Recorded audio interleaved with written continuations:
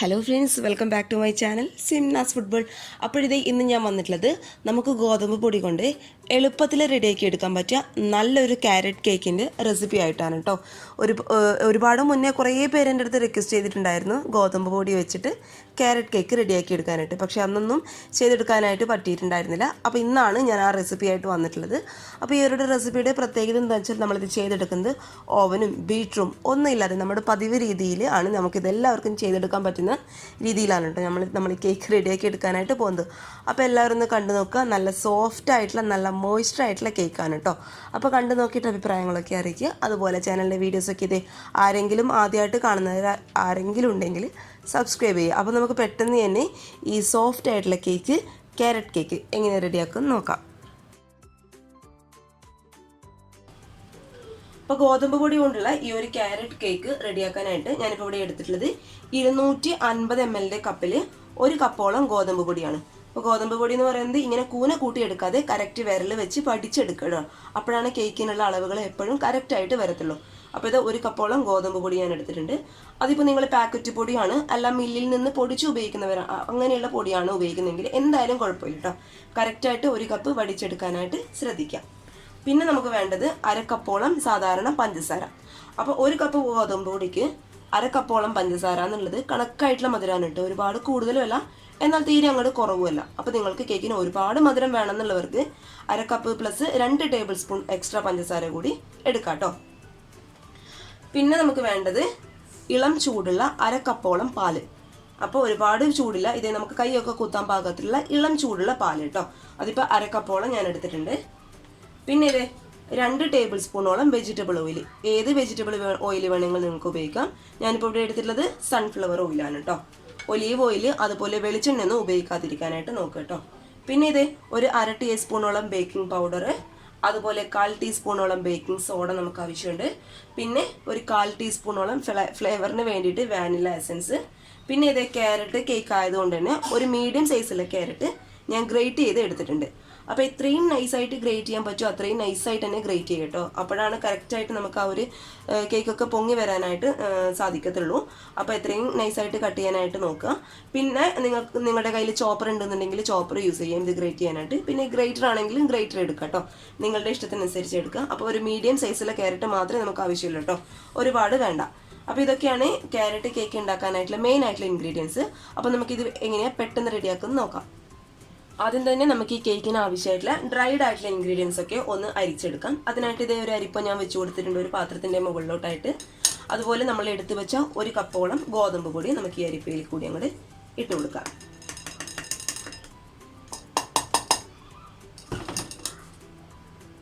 അതേപോലെ ഇത് ഒരു 1/2 ടീസ്പൂണോളം ബേക്കിംഗ് പൗഡർ ഞാൻ ഇട്ട് കൊടുക്കുന്നുണ്ട്. പിന്നെ ഇത് ഒരു 1/4 ടീസ്പൂണോളം ബേക്കിംഗ് സോഡ നമുക്കിതിലോട്ട് ഇട്ട് കൊടുക്കാം. ഇനി ഇത് ഈ ഒരു കേക്കിന് ആവശ്യമായിട്ടുള്ള ഒരു നുള്ളു ഉപ്പ് കേട്ടോ. ഉപ്പ് എന്ന് പറയുമ്പോൾ കൂടി പോകാൻ പാടില്ല, നമ്മുടെ മധുരം എപ്പോഴും ഒന്ന് ബാലൻസ് ആക്കി കിട്ടാൻ വേണ്ടിയിട്ട് ഒരു നുള്ളു ഉപ്പ് മാത്രം നമുക്കിതിലോട്ട് ഇട്ട് കൊടുക്കാം. ഇനി ഇതെല്ലാം കൂടി നമുക്ക് നന്നായിട്ടൊന്ന് അരിച്ചെടുക്കാം. അരിച്ചെടുക്കുന്നത് എന്തിനാണെന്നറിയാലോ, നമ്മൾ ചേർത്ത് കൊടുത്ത ഉപ്പ് അതുപോലെ നമ്മുടെ ബേക്കിംഗ് പൗഡർ ബേക്കിംഗ് സോഡയൊക്കെ നമ്മുടെ ഗോതമ്പ് പൊടിയുടെ എല്ലാ ഭാഗത്തും ഒരുപോലെ എത്താൻ വേണ്ടിയിട്ട് നന്നായിട്ട് നമുക്ക് ആദ്യം ഒന്ന് അരിച്ചെടുക്കാം കേട്ടോ.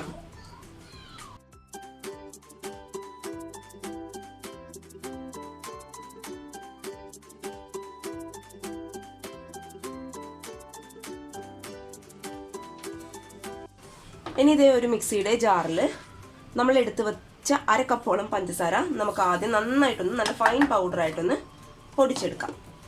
ഇത് നമ്മൾ മിക്സിയുടെ ജാറിലിട്ട് പൊടിച്ച പഞ്ചസാര കംപ്ലീറ്റ് ആയിട്ട് ഇത് നമുക്കൊരു പാത്രത്തിലോട്ട് അങ്ങോട്ട് മാറ്റി കൊടുക്കാം.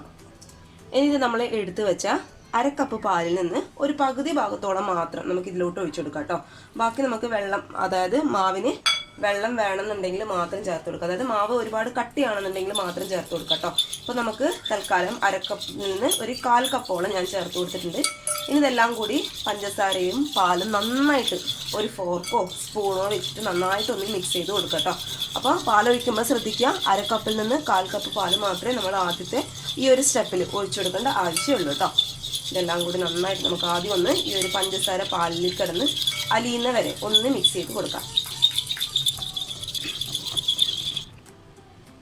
ഇനി ഇതിലോട്ട് നമ്മൾ ചേർത്ത് കൊടുക്കാൻ പോകുന്നത് 2 ടേബിൾ സ്പൂണോളം വെജിറ്റബിൾ ഓയിൽ കേട്ടോ, മുഴുവനായിട്ടും ചേർത്ത് കൊടുത്തിട്ടുണ്ട്. പിന്നെ ഇത് അതിൻ്റെ കൂടെ തന്നെ നമ്മുടെ കേക്കിന് നല്ലൊരു ഫ്ലേവർ കൊടുക്കാൻ വേണ്ടിയിട്ട് ഒരു 1/2 ടീസ്പൂൺ അല്ലെങ്കിൽ ഒരു 1/4 ടീസ്പൂണോളം വാനില എസൻസ് കേട്ടോ. അപ്പോൾ വാനില എസൻസ് ചേർക്കുമ്പോൾ ഏത് കേക്കിനാലും ശ്രദ്ധിക്കുക, ഒരുപാട് ചേർത്ത് കഴിഞ്ഞാൽ നമ്മുടെ കേക്കിന് ഒരു കയ്പ്പ് ടേസ്റ്റ് വരും കേട്ടോ, ഒരു ചവർപ്പ് ടേസ്റ്റ് വരും. അതുകൊണ്ട് വാനില എസൻസ് ഒരു ജസ്റ്റ് ഒരു ഫ്ലേവറിന് വേണ്ടി മാത്രം ഒരു നുള്ള് ചേർത്ത് കൊടുത്താൽ മതി കേട്ടോ. അതിപ്പോൾ നിങ്ങളുടെ കയ്യിൽ വാനില എസൻസ് ഇല്ല എന്നുണ്ടെങ്കിൽ അതിന് പകരമായിട്ട് ഒരു ഏലക്കായുടെ കുരു മാത്രം ഒന്ന് പൊടിച്ചിട്ട് ഇട്ട് കൊടുത്താലും മതിയാകും കേട്ടോ. അതും നമ്മുടെ കേക്കിന് നല്ലൊരു ഫ്ലേവർ കൊടുക്കും. ഇനി ഇതേ എല്ലാം കൂടി നമ്മൾ നേരത്തെ പറഞ്ഞ പോലെ ഒരു ഫോർക്കോ അല്ലെങ്കിൽ ഒരു വിസ്കോ വെച്ചിട്ട് നന്നായിട്ട്, അല്ലെങ്കിൽ ഒരു സ്പൂണോ വെച്ചിട്ട് നന്നായിട്ട് നമുക്കൊന്ന് മിക്സ് ചെയ്ത് കൊടുക്കാം. നന്നായിട്ട് മിക്സ് ചെയ്തതിന് ശേഷം ഇതേ നമ്മൾ നേരത്തെ ഡ്രൈഡ് ആയിട്ടുള്ള ഇൻഗ്രീഡിയൻസ് അരിച്ച് മാറ്റി വെച്ചിട്ടുണ്ടല്ലോ, അത് കുറച്ചായിട്ട് ഈ ഒരു മിക്സിലോട്ട്, അതായത് പാലിൻ്റെ മിക്സിലോട്ട് ചേർത്ത് കൊടുക്കാം. അപ്പോൾ ചേർത്ത് കൊടുക്കുമ്പോൾ ശ്രദ്ധിക്കുക, എല്ലാം കൂടി ഒരുമിച്ച് ഇടാനായിട്ട് പാടില്ല. ഒരു 2 or 3 തവണ ഇട്ട് നന്നായിട്ട് മിക്സ് ചെയ്തതിന് ശേഷം മാത്രം അടുത്ത ട്രിപ്പ് ഇട്ട് കൊടുക്കുക കേട്ടോ. പിന്നെ മിക്സ് ചെയ്യുമ്പോൾ ശ്രദ്ധിക്കുക, ഒരിക്കലും ബലം കൊടുത്ത് മിക്സ് ചെയ്യാനായിട്ട് പാടില്ല. അതും കൂടി ഒന്ന് ശ്രദ്ധിച്ചേക്കുക കേട്ടോ. ഇതേ പതുക്കെ ജസ്റ്റ് ഇങ്ങനെയുള്ള ഒരു തവി വെച്ചിട്ട് ജസ്റ്റ് ഒന്ന് ഫോൾഡ് ചെയ്ത് എടുക്കുക കേട്ടോ. ഒരുപാട് ബലം പ്രയോഗിച്ച് നമ്മൾ മിക്സ് ചെയ്യുകയാണെങ്കിൽ നമ്മുടെ കേക്ക് പെട്ടെന്ന് ഹാർഡായി പോകും.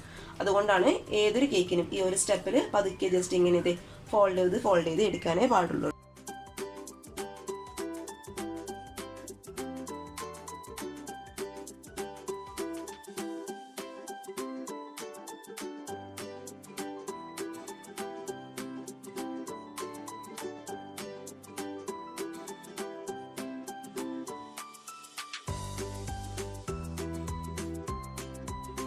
ഇത് നമ്മുടെ കേക്കിൻ്റെ ബാറ്റർ ഇവിടെ റെഡി ആയിട്ടുണ്ട്. നമ്മൾ നേരത്തെ മാറ്റി വെച്ച പാലും കൂടി ബാക്കി ഞാൻ ഇതിലോട്ട് ഒഴിച്ചു കൊടുത്തിട്ടുണ്ട് കേട്ടോ. അപ്പോൾ കേക്കിൻ്റെ ബാറ്ററിൻ്റെ പരുവെന്ന് പറയുന്നത് ഇതേ കറക്റ്റ് ഇതാണ്. ഒരുപാട് അങ്ങ് ലൂസായി പോകാൻ പാടില്ല, അതുപോലെ ഒരുപാട് കട്ടിയിലിരിക്കാനും പാടില്ല. ഇനി ഇതേ അവസാനത്തെ സ്റ്റേജിൽ നമ്മൾ നേരത്തെ ഗ്രേറ്റ് ചെയ്ത് വെച്ച ക്യാരറ്റ് കംപ്ലീറ്റ് ആയിട്ട് നമുക്ക് ഇതിലോട്ട് അങ്ങോട്ട് ചേർത്ത് കൊടുക്കാം. പിന്നെ ഇതേ ഞാൻ ഇതിലോട്ട് ചേർത്ത് കൊടുക്കാനായിട്ട് പോകുന്നത് നമ്മുടെ കേക്ക് കഴിക്കുമ്പോഴും ഒന്ന് കടിക്കാനായിട്ട് കിട്ടുമ്പോൾ ഈ ഒരു മുന്തിരി ചേർത്ത് കൊടുക്കുന്നുണ്ട്.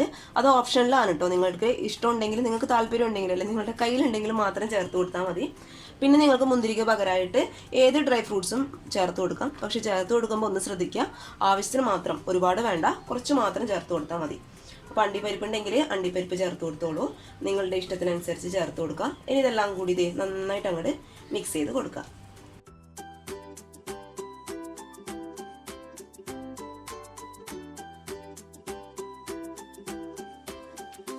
ഇനി ഇതേ ഞാനൊരു കേക്ക് ടിന്നെ ഇവിടെ എടുത്തിട്ടുണ്ട്. അതിൻ്റെ മുകളിലോട്ടായിട്ട് നമുക്കൊരു ബട്ടർ പേപ്പർ വെച്ച് കൊടുക്കാം.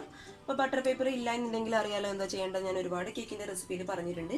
നമ്മൾ ഏത് പാത്രത്തിലാണോ കേക്ക് സെറ്റ് ചെയ്യാനായിട്ട് പോകുന്നത് ആ ഒരു പാത്രത്തിൻ്റെ അളവിൽ A4 ഷീറ്റ് കട്ട് ചെയ്ത് അതിൽ ഓയിൽ തടവി കൊടുത്തതിന് ശേഷം ബട്ടർ പേപ്പറിന് പകരമായിട്ട് വെക്കാം കേട്ടോ. അപ്പോൾ നിങ്ങളുടെ ഇഷ്ടത്തിനനുസരിച്ച് ചെയ്യുക. ഇനി നമ്മൾ റെഡിയാക്കി വെച്ച കേക്കിൻ്റെ ബാറ്റർ കംപ്ലീറ്റ് ആയിട്ട് നമുക്കിത് ഈ ഒരു പാത്രത്തിലോട്ട് അങ്ങോട്ട് ഒഴിച്ചു കൊടുക്കാം.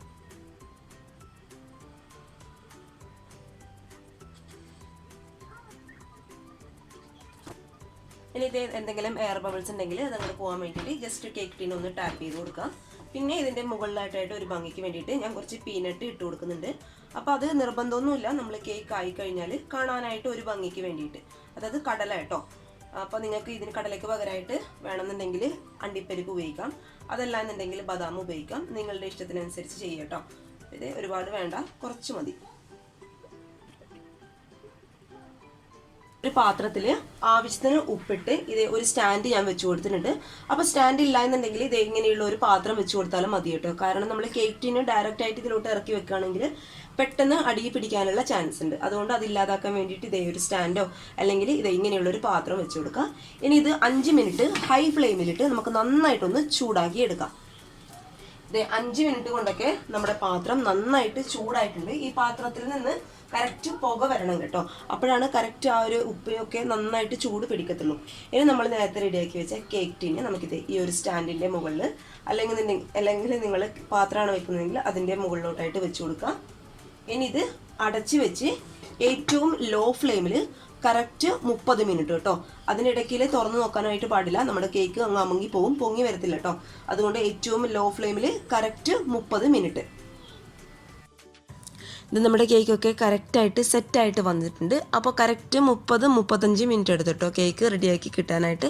അപ്പോൾ നിങ്ങൾക്ക് എന്തെങ്കിലും ഒരു ഡൗട്ട് ഉണ്ടെന്നുണ്ടെങ്കിൽ എന്തെങ്കിലും ഒരു സ്ക്വയറോ കത്തിയോ വെച്ചിട്ട് ജസ്റ്റ് ഒന്ന് ഇൻസേർട്ട് ചെയ്ത് നോക്കുക. ക്ലിയർ ആയിട്ട് വന്നിട്ടുണ്ടെന്നുണ്ടെങ്കിൽ കേക്ക് നന്നായിട്ട് വെന്തിട്ടുണ്ടെന്നാണ് അർത്ഥം. പിന്നെ ചൂട് കംപ്ലീറ്റ് ആയിട്ട് മാറിയതിന് ശേഷം മാത്രം കട്ട് ചെയ്യുക.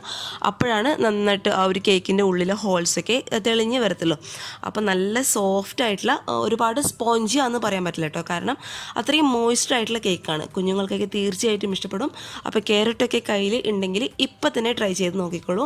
നല്ല സോഫ്റ്റ് ആയിട്ടുള്ള കേക്കാണ്. അപ്പോൾ എല്ലാവർക്കും ഇഷ്ടമായെന്ന് വിചാരിക്കുന്നു. പിന്നെ ഈ ഒരു കേക്കിൻ്റെ റെസിപ്പി ഇഷ്ടപ്പെട്ടാൽ തീർച്ചയായിട്ടും വീഡിയോ ലൈക്ക് ചെയ്യുക. പിന്നെ ആരെങ്കിലും വീഡിയോ ആദ്യമായിട്ട് കാണുന്നവരാണെങ്കിൽ ചാനൽ ഇഷ്ടപ്പെട്ടാൽ സബ്സ്ക്രൈബ് ചെയ്യുക കേട്ടോ. അപ്പോൾ നാളെ ഒരു നല്ല വീഡിയോ ആയിട്ട് കാണും വരെ thank you for watching Simnas food world. By.